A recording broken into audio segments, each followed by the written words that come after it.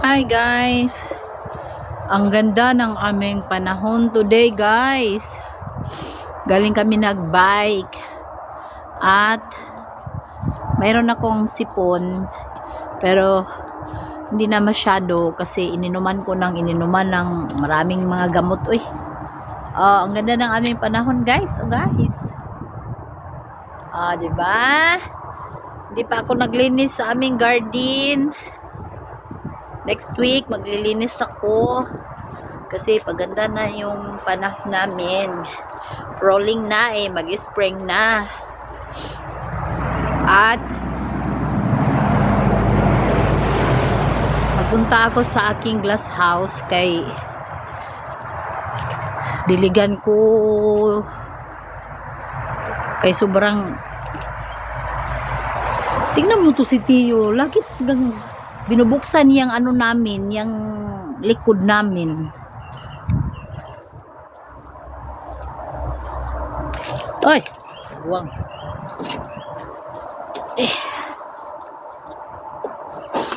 Ayun, magkasiya. Agoy. Pag ganitong taglamig, hindi pwedeng magkabit ng hose kay nag-freezer ay nag-frozen.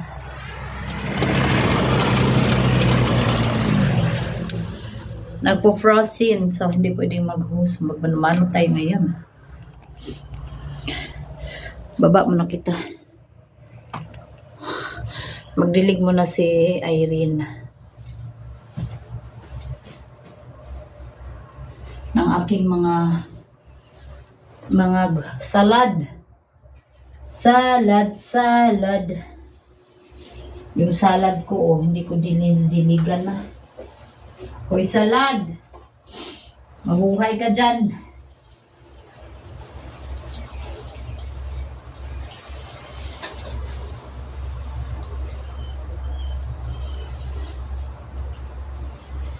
Naghahanap na. Punting dilig-dilig lang.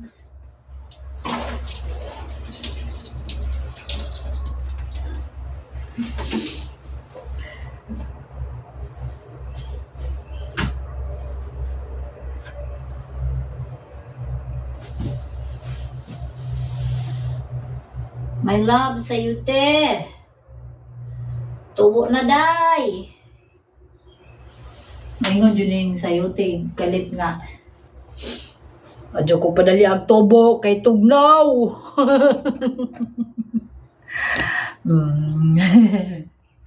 Oy, mga okra. Tanawar ko din yung gahong tanong. Mutubo ba kaningon aning ahong style Sa palagay ninyo mga expert, mutubo ba ni? Haro man yung giingon ani? Patubuon raman ni na kaya ako man ibalhin sa juta og mukuan na unsa yan ani mo kuan na ba? Panubo na yung taon mo aron inig ka Abril na anak ko tanom.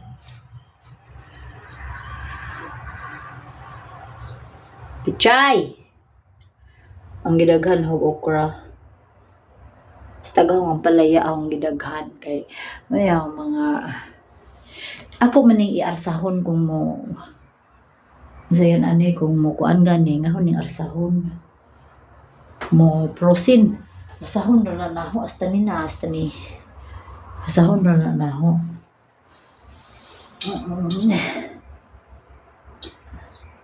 agahong salad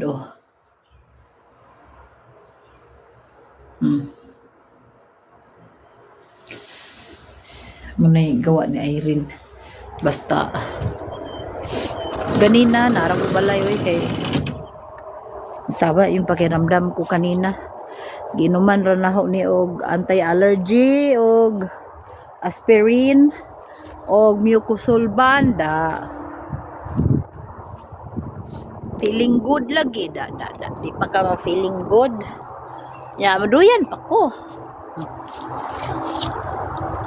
Excited ako magduyan-duyan sa inig ka summer kay nindot man ni among area diri inig summer kay kuan. Singan ani. Daghan mi kahoy ba? Mo nang nindot ding among. Maganda yung ano namin lugar dito sa Germany. Kay di ami sa mga nature. Taliwa mi sa mga nature. Ya, pwede ra pud magsaba-saba kayo. Wala kaming kapitbahay. Very quiet. Yung maganda pag ganitong bahay pag summer. Ibenta namin tong bahay namin in the future eh. Plinanuhan na namin yan ni Teo. Ibenta namin yung bahay. Tapos maghanap kami ng bungalow lang ba. Mga 2 room lang. 2 kwarto lang ba. Yun yung ano namin, hinahanap namin. At saka mayroong garden. Kahit hindi malaki. Basta may garden.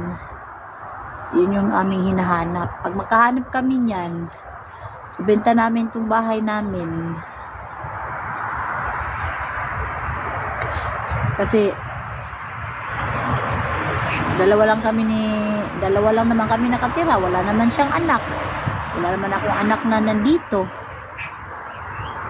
2 lang talaga kami.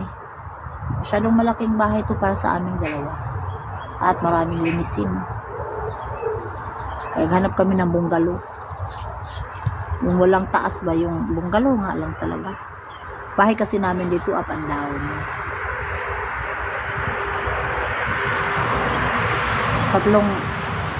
Tatlong malalaking kwarto sa taas. Kwarto lang yan ha. Iba pa yung sala, iba pa yung kusina, iba pa yung CR, iba pa yung hallway. Isang room lang dito sa baba. Kwarto. Isang sala din.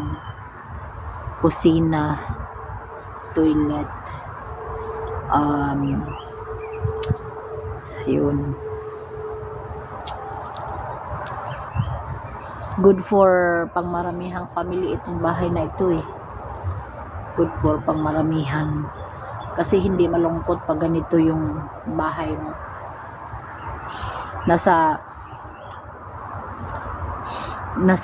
Walang kapitbahay. Maganda lang to pag marami kayo nakatira.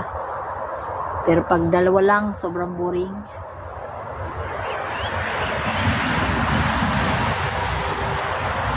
Yun yung hanapin namin, yung bungalow na bahay. Tapos ibenta namin to. Parang nanghihinayang ako kasi ang laki talaga ng space. Ang laki ng mataniman mo. Kaya lang maglinis. Nakakapagod naman din maglinis. Ako lang mag-isa magdaro-daro.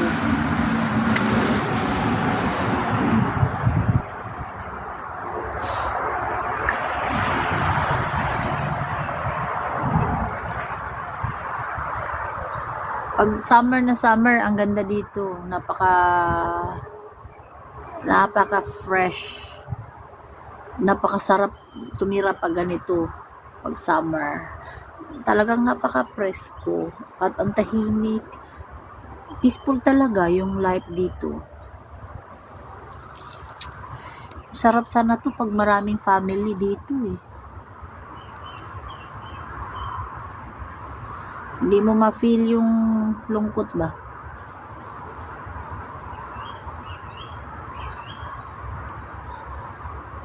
Sa amin nga nung maliit pa ako. Liit nga lang ng bahay namin kahit ngayon. Nagkasya kaming lahat. Natulog na yung iba sa sahig. Okay lang naman yan sa Pilipino eh. Dito sa German, hindi pwede yung ganong style. Kailangan na nasa comfort ka talaga. Sa Europe, hindi ganun tulad ng Pinoy. Medyo high standard sila.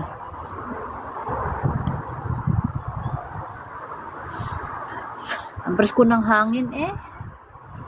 Ayan oh, ang dami ko pang linisin dyan oh. Mahaba na yung grass. Magka-cutting grass na naman ako.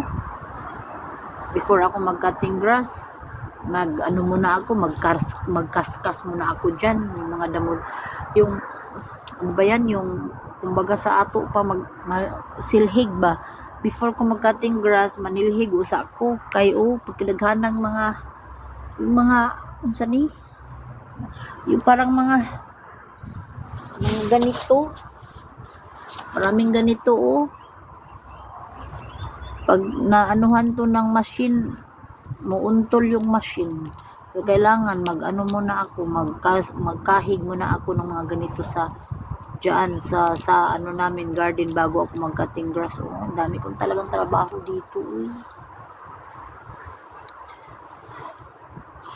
Hindi ako naubusan ng trabaho dito sa bahay namin. Kung hindi sa loob, sa labas.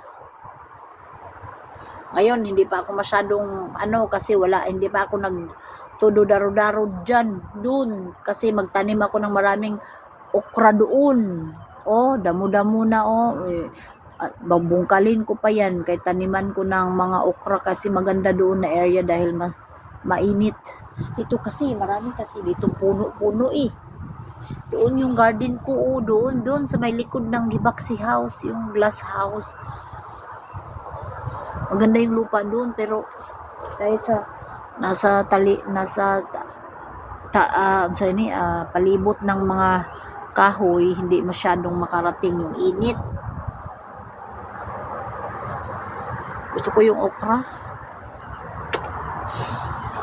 Mahal dito ng okra. Tingnan ko sa overhousing. Tag almost 10 euro ang kilo ng okra. Nasa 600. Imaginin mo ang mahal.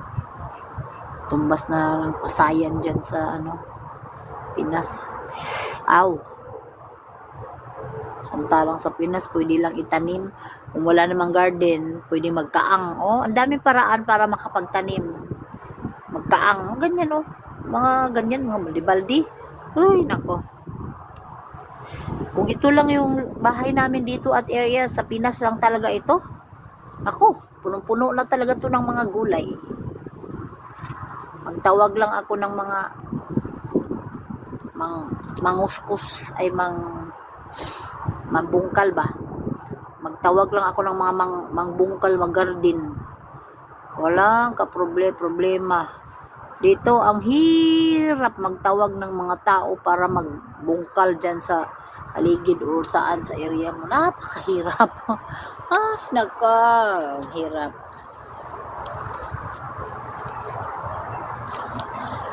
Ang ganda ng panahon, nawawala ang buryong ko pag ganito.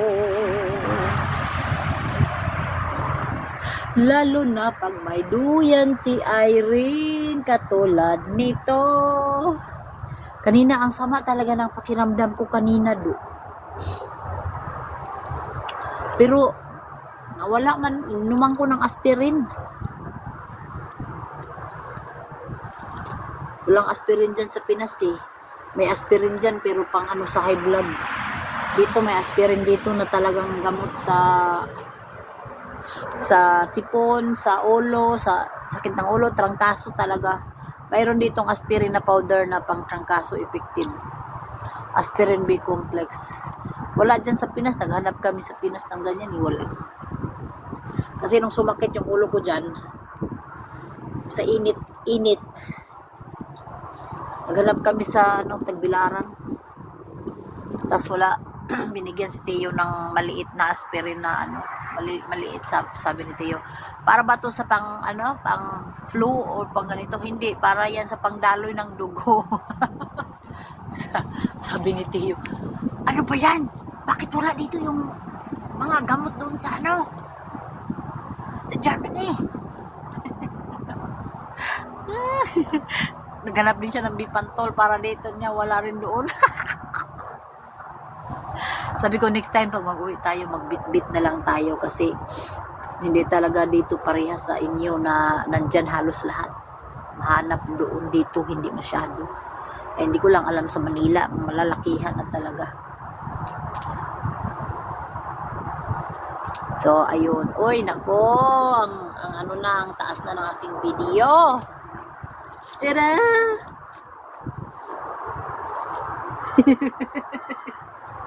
Sarap maging bata sa duyan. Ang duyan kong mahal. Mamaya pa yung work ko, alas 6 ng gabi.